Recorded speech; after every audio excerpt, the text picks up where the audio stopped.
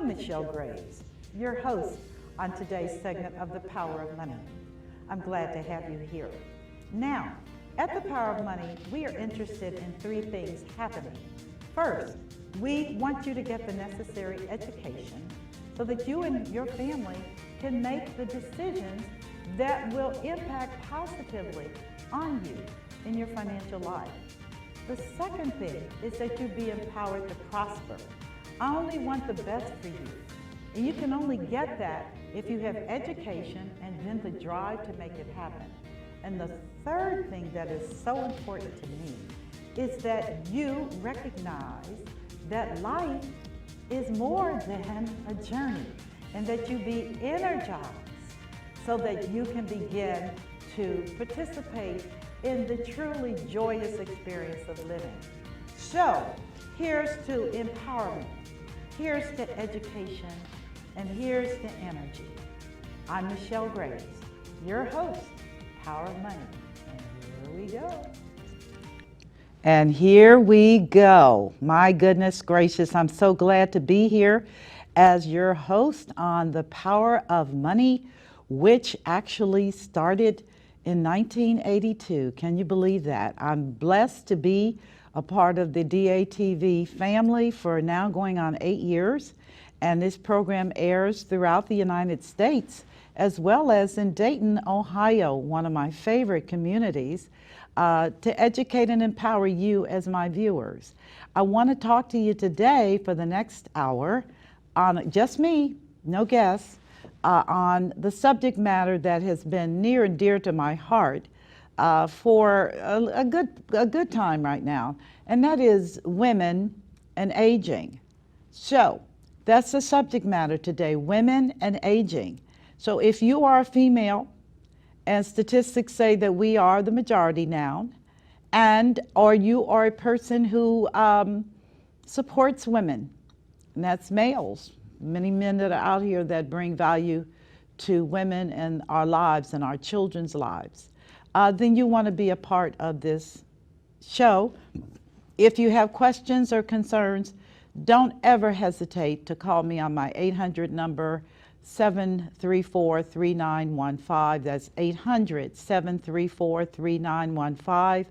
Or if you want to look and send it by email, you can go to my website, michellegravesonline.com, and under contact information, spit your concerns out. I'm always reviewing people's concerns and trying to make sure that I empathize and can help in any way I can during these difficult times. And believe me, these are unprecedented, difficult times for all of us, all of us. So today, though, I'd like to talk about women and aging. And let's start with just looking at what's happening in the demographics of our country and how it so much impacts on women. And I'll be talking about some key areas with regard to women and aging, because it's not just an issue of getting older, but what does that mean in our society? How does that impact on your health? How does that impact on family structures? How does that impact on your financial well-being? How does that impact on legacy, meaning what do you leave behind? Now, I can tell you right off the bat that women may be statistically the majority in the United States, particularly as it concerns women that are over the age of 60. But in talking about the numeric impact, let's look at this a little closer because it bears a closer look. One of the things about women that are growing older is that more and more of them are in poverty. That is correct. They are not growing older, aging in with wealth. They are aging in, struggling, and poor. There are categories of women. There are women that are divorced. There are women that are single, who've never been divorced or married. They've just never been anything but single. And then you have women that are widows, whose husbands have predeceased them, and they are out here trying to make things work for them and their lives. And then you have women that are married, who have husbands who are living. So those are the four categories of women. But the largest number of women are currently women that are single or divorced. And that population group is significant in terms of looking at women as they age and what does that look like. For starters, in our society, because women have not been able to earn the pay that men have earned, women at retirement find themselves having to live on significantly less than their male counterparts. The pension plans that were designed more for higher compensated individuals do not do much for women, even if they qualify. Because again, getting back to discrimination and sexism, which is there are women haters out here in the marketplace, in the business world, and women were not paid properly, fairly, and did not have the opportunity to accumulate the necessary money to make retirement palatable. They raised children. They took time off of the marketplace, and some of them never did go into the marketplace until their children were grown, and therefore they were dependent upon the earnings of their husbands at that time. Well, you know what? Those gap years, as I call them, the years where women did not work, were raising children, were trying to be faithful wives. All these things had a very, very real impact on their capacity to accumulate wealth so that they would have something in their older years to live on. So as a result, we find that women currently are trying to live on less than half of their male counterparts. That's significant. That is significant. And how do they do it?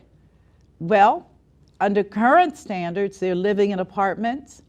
If they are widowed and they have homes, they're trying to maintain in homes, and that's hard because of issues of just keeping the home going. You've got repairs and maintenance, and then you've got utilities and all these things that go along with maintaining a home.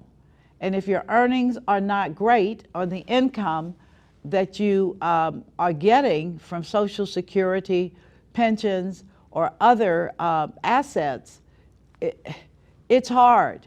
It's hard. So many women wind up living in apartments, senior facilities, etc., with, again, a very modest income, because the earning years that their male counterparts used to accumulate, women were raising kids, taking care of their families, and working in, for the most part, low-paying jobs. Secretaries, housekeepers, assistants, anything with an assistant means no money.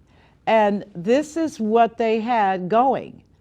It works fine if you're married and you are having combined income with him being the primary bread earner, but should he die and should you not have provisions in place, you will find yourself impoverished or struggling along, as many, many women are doing today. So I want to focus on why you're in the situation you're in, and if you're not there yet, I want to give you a heads up. You need to begin to look at your family's financial statement. Look at what monies are coming in. Look at how bills are being paid, and then look at how things would happen if you did not have your spouse alive. How would you be able to manage that? Those are very, very important questions because they impact on this whole conversation we're having about women and aging. If we're going to get old, do you want to be old and broke? That's the challenge. Do you want to be old and broke? And I might as well say it, and alone, depending upon other people to take care of you. And that to me is very, very, very uncomfortable. But I want to put it out here because, again, I want to provoke you to look at your situation. Because statistics talk about large numbers and large population groups. But when we talk in front and center yourself, that's different. And you want to be able to have a clarity. Where is my money? If I don't have any money, why not? How can I change my living environment immediately so that I can do better? And I say that because as a result of the economics of women aging in other areas of this country, women are starting to do some things creatively, which is, I may not have a husband, but I can have a roommate. And that big house that's eating you up on gas and electric, that has way too many bedrooms, can be opened up and can be rented out and have other women live there. What's the demand for that? Significant, significant, significant. So again, that is a concern because I want to make sure as you go down this road that you are not completely broke and trying to figure out how I'm going to do it. And just for clarity and for the record, just because you have children does not mean that they are going to attend to your financial needs. Truth of the matter is, many of them are busily raising their own families, and in the back of their mind, they kind of think you got it together. They don't see you as impoverished. Now, I say this because in the course of my financial practice, I've interfaced with thousands of people, thousands. And I'm going to tell you up front, when I have a conference with the children, mom's not there. She's in the waiting room. And I let them see what I'm looking at. Most of them go into shock. Like, what? You're kidding me. And I'm like, I don't have you in this office to kid you. I want you to understand that your mother is on survival mode. And as things get tighter in our economy, and they are, oh my goodness, oh yeah, things are getting ready to get very tight. As these things get tighter, what is going to happen here? How's your mom going to make it? Do you want to have her to move in with you and your family? That creates all kinds of dynamics, okay, with your wife or with your spouse, your husband, and now your mother. And please, please, whatever, don't let her have a condition that requires care on a continual basis, because that just may be too much for the family.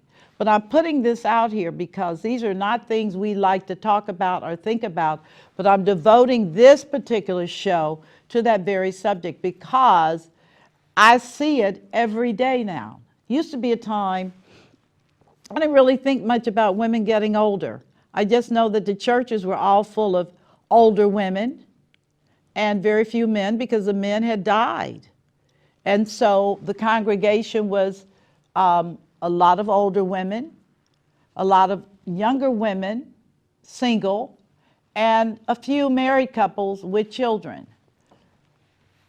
That is not something I really looked hard at the time, but I look at it now because it tells me, pastors, in your church are hundreds of women who are barely making it. Barely. Won't go to the food pantry because pride. Won't tell other people their sufferings because of pride. But again, I say this openly because I've sat down with people for so many years, and I already know, you don't have any money. Stock market, are you kidding me? I can't even take care of my simple things. This I hear all the time. So that's the reason I'm talking about this openly, so that for those of you that are on that course, you can begin to make changes and take steps to ensure that you will not be on the wrong side of the fence when things get very tough as you get older. Now, fortunately today, there are opportunities that are not gender-based in a number of industries. If you have computer skills and you say, I don't, then go back to college and get them. That's that simple. Go back to college and get those skills that will enable you to bring value to a potential employer. But I will tell you right now, anybody that has tech skills, computer, knows how to program, knows how to write, and you learn these things in school. You don't get involved, you learn them as you go. And then, voila, you have a new career. You have a new career, okay? Now, I'm saying all of this to say to all of you that a part of growing is recognizing when change is knocking at your door, okay? And now that you see, oh my goodness, it's not just me, these are millions of women that are in this situation, many of them asleep at the wheel, crash, many of them not clear what they should do, how to do it, and where to begin. But I'm here to tell you, thank God for technology and internet. There are social groups that you can network with that can aid and assist you in developing a plan for yourself. One particular site that I just joined was 60 and Me. This is a site devoted to women that are 60 and over, and they deal with all kinds of issues. And women interface and women interchange. That's a site I kind of bumped into, and I liked it. I'm saying to you, there are many, many other sites. Just type in under Google, female 60, need help, and see what comes up. Or female 60, social group, help, and see what you can link into. You don't have to be out here trying to figure this all by yourself. There are women who really have got it together in terms of what am I going to do. But the biggest thing I find with women is the reluctance to make a change because of the fear of loss. And the loss is, will I lose my standing in the community? Will I lose my reputation? Will I lose the things that are so precious and near to me? What will happen to me? And I challenge you today with this. If you do nothing, what do you think will happen to you? If you're heading down a path, and it's not a good path, and I've already told you this is what it looks like, and you don't want to change, but change is going to come whether you like it or not, and now here you are, depressed, anxious, and frustrated. Why? Because I didn't know what to do. I'm telling you what to do. I'm telling you to be proactive for yourself. So we've talked about the issue of the demographics. There's millions of women heading in this direction. Women who are widows. Depending upon what your husband did and what he made, you may be better or not. If you are an African American woman, chances are your husband did not work in high-paying positions, and therefore there's not a lot available under Social Security for you. If you are a white female, your situation may be better depending upon, again, the work your husband did. Your husband didn't have to deal with racism like women of color, but he may not have had a very high-paying position, and therefore upon his death, and you call Social Security and you let them know to see how much you can get, you do that immediately. Immediately, you begin to sit down and look at what you got. Okay? I do this all the time with women. I say, let's sit down and look at what you got, because Harry's not coming back or Joe's gone.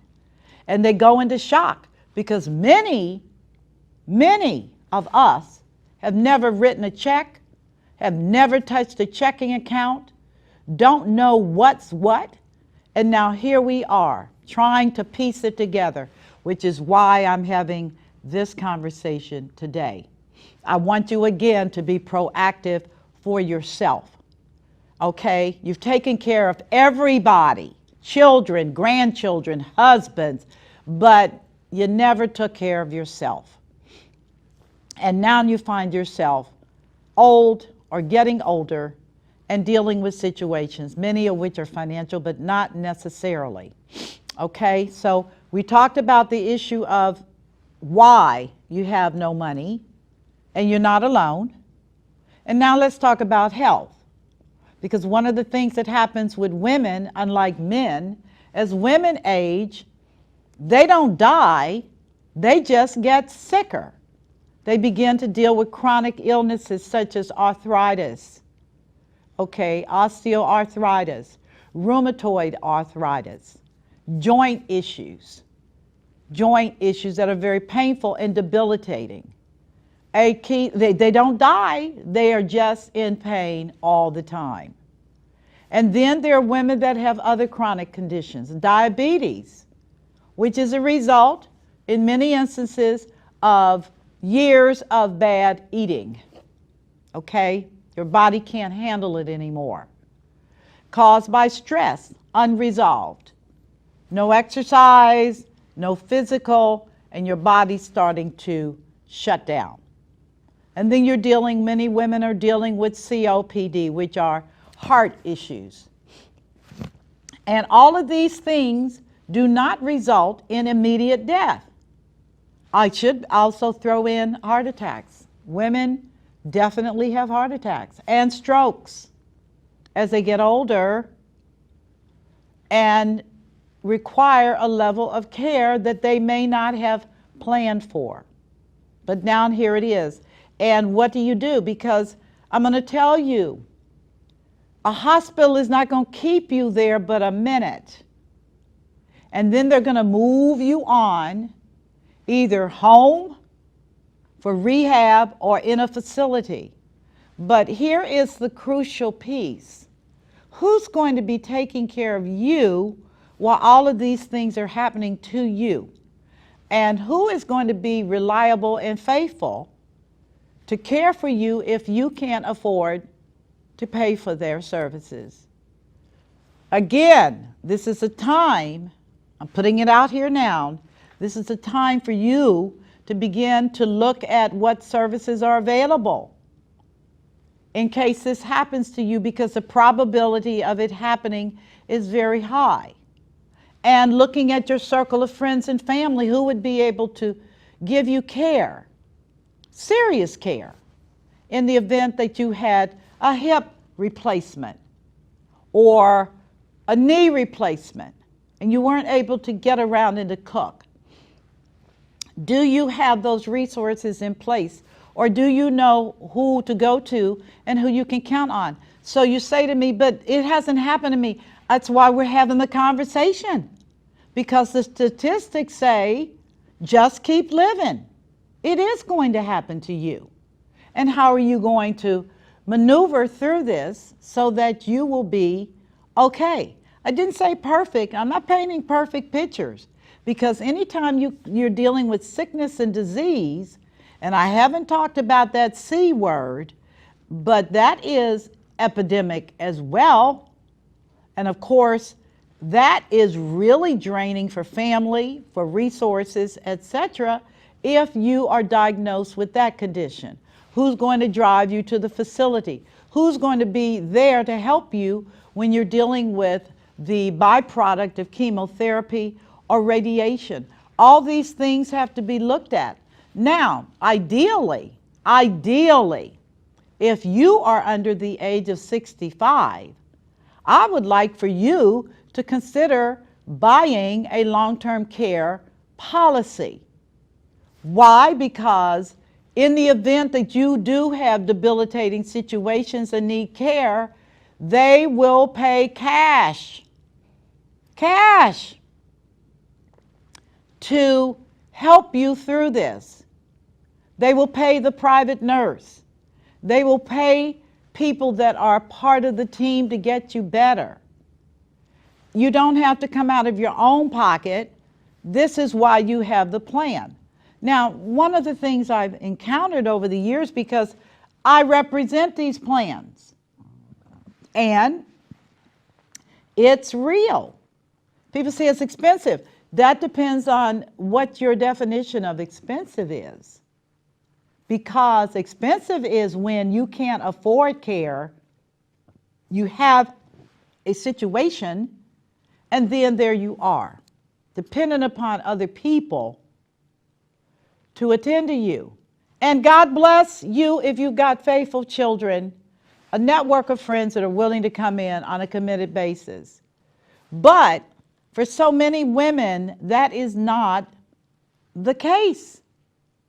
And they don't have long-term care insurance, they don't have adequate savings, and they find themselves in a terrible situation. So I'm bringing it to the table today because health is essential to life itself. You may not cross over, but your health is in such a bad place that the quality of your life is terrible, terrible. And one of the things that happens with people who don't have the resources and are forced to grovel for help, they become very bitter. A lot of times people ask me, why are old people so bitter? Why are they so mean? And I say to them, do you know what it's like to live in America and have to fix your food, figure out how you're going to get from point A to point B, make sure your house is clean, make sure all these things that are basically required for you to have a sustainable quality of life go out the window when you become sick and infirm. Yeah, because you're too sick to do anything. But it would be nice if you could afford to pay someone to come in and clean your house, or to wash clothes, or to wash dishes, or to cook your meals. That would be very nice. But I will tell you right now that if you don't have any kind of a plan, and you have to find that type of a person, and good luck with that, because they're in high demand. But you're going to be fronting about $20 an hour with a minimum of 8 hours. That's right off the bat. For them to do medication, bathing, making sure that you're okay. That's right. Almost $200 a day. And that's on the low end. It can get pricey. So why am I bringing this to the table again as a part of planning? I'm real big on planning, okay? I'm real big on planning.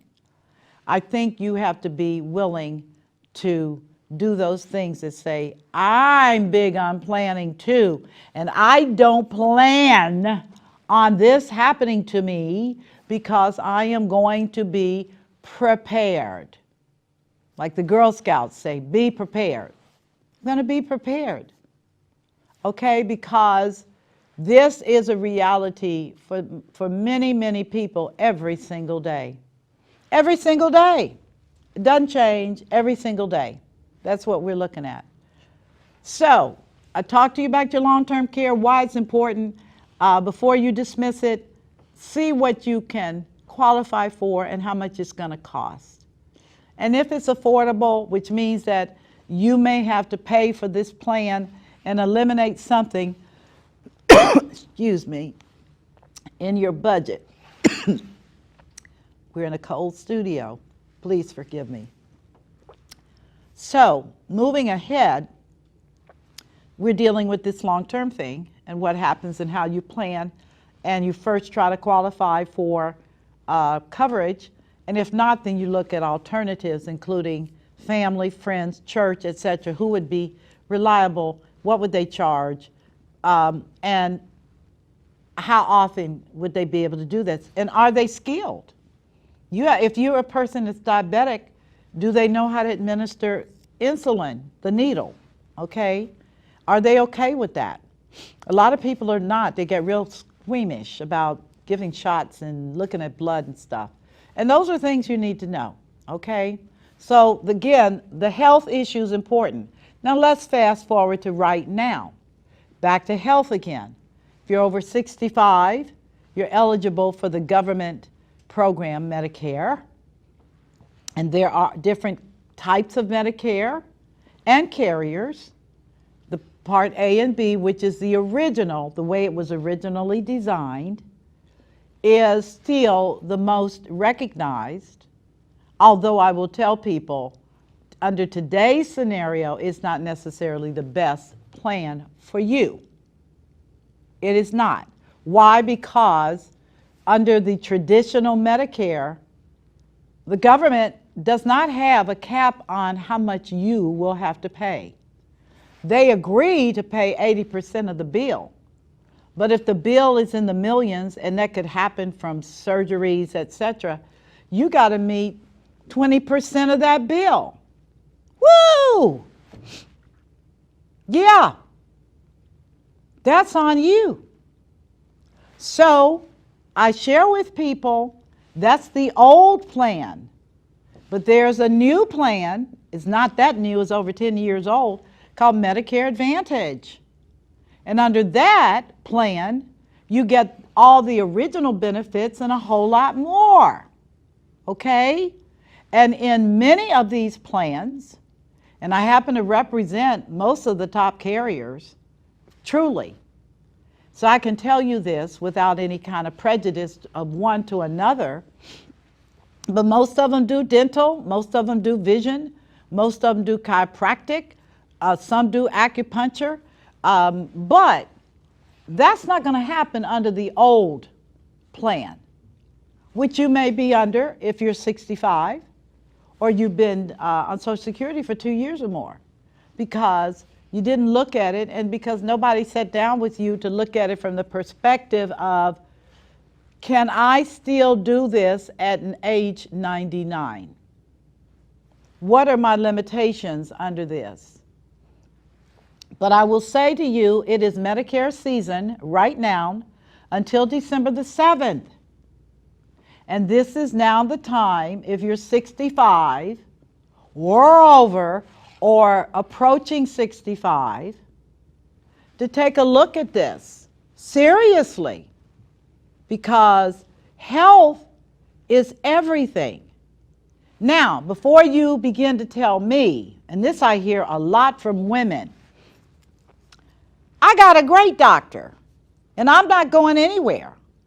And my response is, you're not required to, but you may want to think about it, because statistics say that every 10 years you should change your doctor anyway. Why? Because things change. Get a younger doctor, someone who's fresh out of residency and has all the current technology and information that, you know, your older doctor may not have, may not be interested in getting. And let me just say this, just right up front, because I had an interesting conversation the other day with an older woman who had cancer, and she had the original Medicare. That's all. That's it. And she was crying because her bill was so high, and what could I do to help? And I said to her, you could have been up under an Advantage plan that would have paid for all of that. But now you're stuck with a bill well over $20,000, and she's still ongoing. When I asked her, would you be open to me moving you? She said, am I going to have to get rid of my doctor? Am I? Excuse me, ma'am. You are getting ready to find yourself pursued by debt collectors because of this money that you owe. And I don't know what it's going to take for you to understand that we live in a time where you have to take care of you.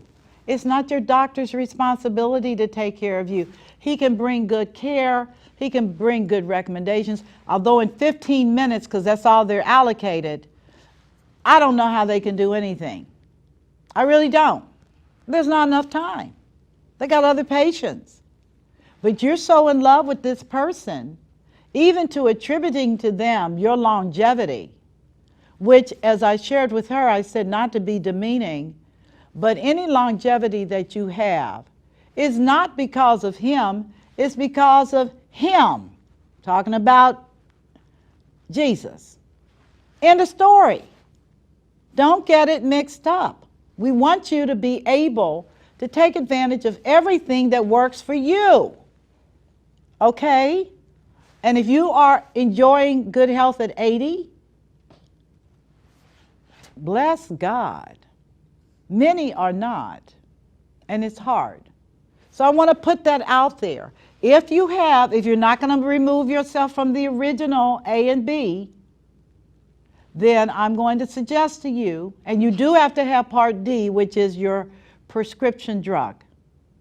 Okay? That is not optional. You must have Part D. Say, I don't want it. I'm not sick. I don't do drugs. It doesn't matter. That is a condition for you being involved in that program. You have to have Part D. Okay? You have to have A, you have to have B, and you have to have D. Now, if you want to take out additional insurance to cover the gaps, that is called supplemental medical insurance. And yeah, you're going to pay for that. You are. And truth of the matter is, you didn't have to pay for any of it because you could have gone on under a Advantage plan, which is Medicare Part C. And I'm going to keep saying it because according to the demographics that I read this week, this part of the country, which is poor seniors, we know you don't have any money. We know it's a lot of women, and yet when we look at the data, everybody's under original Medicare. What? Why? Is it that nobody explained it to you? Well, you know what? Give me a call. I'll explain it to you. I'll send you information. I'll let you read it yourself. I will. 800-734-3915. Leave your name, phone number, email. I will send it out and let you take a look at it. Now, it's no obligation here, but I know based on the data I reviewed, most of you have not taken advantage of these savings. And that is a concern as a woman talking to other women. You don't need to spend money you don't have. You don't need to be involved in plans that are going to leave you in harm's way. You need to be willing to make those decisions, and not without help. Don't be out here just doing stuff. You want to be able to help, but you want to do it based upon wisdom, knowledge of what's available, and clearly empowered to make choices and decisions that will optimize your living experience and healthy experience. So we've talked about wealth, touch a little bit about health. Yes, I want you to get a physical every year. I just read a report that was very, very concerning, that the number of people that don't have doctors that are seniors, the number of people that don't get physicals that are seniors. And what they found is that when people did come into the system and got a physical, the outcome was always horrible. They had diseases, they had all these things they didn't know because they never ever took the time to get a physical. With Medicare, you don't pay for a physical, okay? You don't, and you need it. Women, you need to have mammograms. It doesn't matter whether you're 80 or 20, you need to get a mammogram. Now, It's my understanding that you don't have to have a mammogram every year if you're over the age of 65. But to not have anything, and same thing with ovarian. You need to have a gynecological exam every year just to make sure all the parts are working well. Well, I don't have any children. That has nothing to do with an examination. We're trying to find out early if you have any form of cancer so that it can be treated and so that you can get on with your life. But if you never go and get a physical, if you never get any of those key female exams, then you're just a sitting duck, really.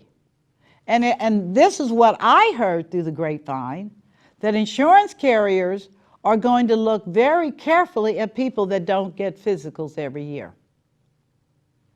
I'm like, that sounds good to me, because why should you want to be stuck as a carrier on a tab because she did not get a physical? I mean, no. And it's a big brouhaha on the West Coast because a lot of people are coming in to the hospital because they were diagnosed when they finally did get a physical with a condition. And hospitals are like, oh, no. We don't want that person. We don't want the business. And there's a list of hospitals that have started saying, no. Why? Because the hospital is a place for the sick. But if you've not managed your affairs to stay healthy, they don't want you either. So I share with all women who are aging, you want your physical every year. Bone density, mammogram, gynecological exam. Very major. Very, very major, so that you can have a clean bill of health. Okay? Very important. Now, if you don't care, then I don't know what to say. If you don't care, you don't want to do better, if you're stuck by fear, oh, what if I have cancer? Well, if you do have cancer and it does not get diagnosed on a timely basis, then you're going to have to experience the horror of what that means. It should not have to be that way. Technology today has upended a lot of things, including cancer. For real. It's not a death sentence in all cases, but you do have to get it early, and you do want your physicals every year. That's a must as a woman that's getting older. Okay, so we've talked about that. Let's talk about the third area, which is legacy and relationships. Because women, unlike men, have children, birth children, raise children, involved with children. I mean, we're women. And one of the things you want to look at is, should I die? Are all my affairs in order? And do I have any special gifts that I'd like to leave for my children's children or my children? What do I really want them to think when I leave? And this is very, very powerful. It's called legacy planning. And it allows you to lay out everything from what you want played at your funeral to giftings and those kind of things you want to make while you're still alive. Okay? Don't put instructions that are going to cause your children to grieve. Case in point, one woman says, I don't want my casket opened.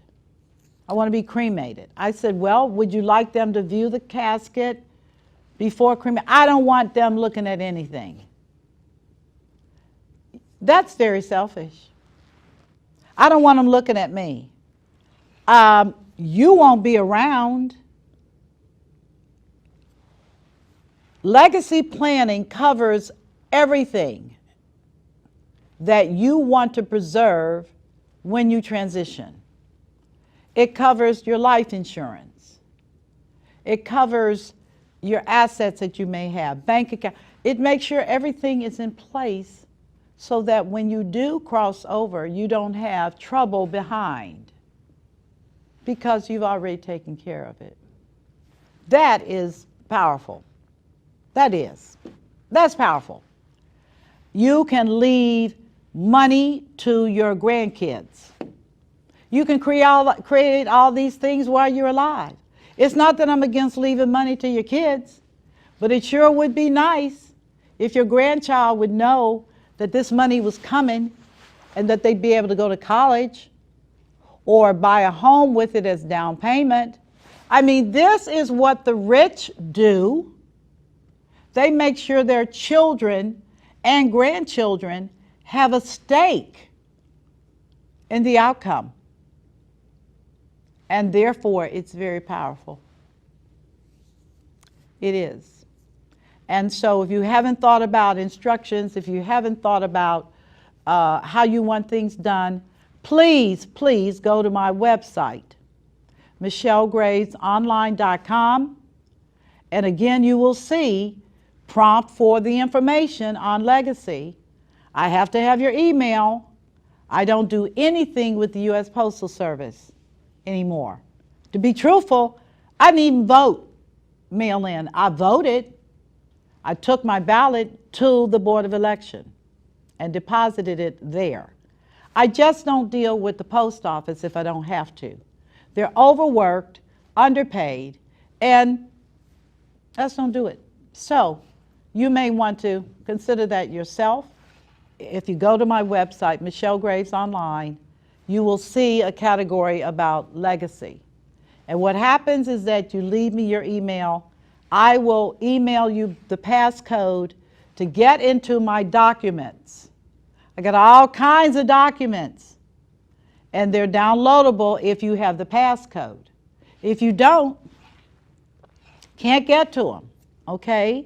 I use that site for a lot of things, and if you're not familiar, go to the site and check it out. You're at home, check it out. Now and again, for those of you that don't have computers and internet, you're going to have to lean on your children and your grandchildren, because this is a technology that is not going anywhere.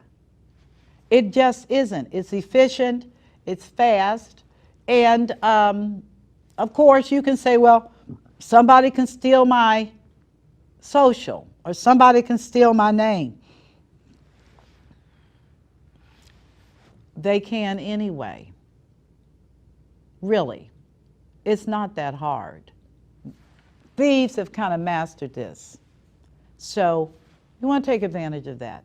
So I've talked about the 3 things that you want to confront as you deal with aging.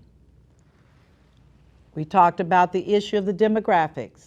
Large numbers of women are getting old or older, and therefore there are issues that they need to be aware of around their finances, making sure that they can live. Let me put this out here. Since so many women live in houses alone, one of the things that I had suggested, and I still think it has merit, is again making those rooms rentable, allowing other women to rent those rooms, have a shared kitchen area. No, it's not your kitchen when you got roommates, and see how that works. The savings are incredible.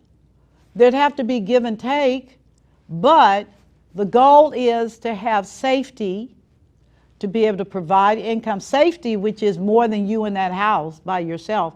I'm telling you for myself, I'm looking at it, because I live in a home and I'm by myself and I have lovely neighbors, but I'm still by myself, and I don't think I'm going to continue, given the state of America right now, to be in a situation where I am by myself.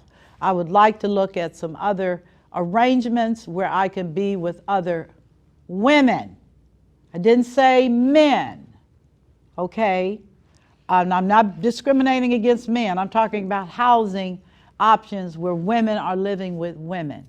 Very, very powerful. Anything to keep that gas and electric looking at you every month. We're going into winter, and it's going to be cold. It's going to be cold. It's cold now, but it's going to be colder. And that means the energy and utility company. And sorry, they want your money or they shut you off. It's cold, but this is just how they do it. So you want to make sure you exercise all your options on the money side. On the health side, I'll talk to you about Medicare if you're 65 and over, or you've been on Social Security disability for 2 years. And then there's a third option under Medicare, which is if you're getting Medicaid and you're 65, you can get Medicare too. And then they pay for everything, prescripts, everything. $19,000 a year or less. Got to call Social Security on that one to get the information. There's also additional help for your prescriptions. Again, income driven.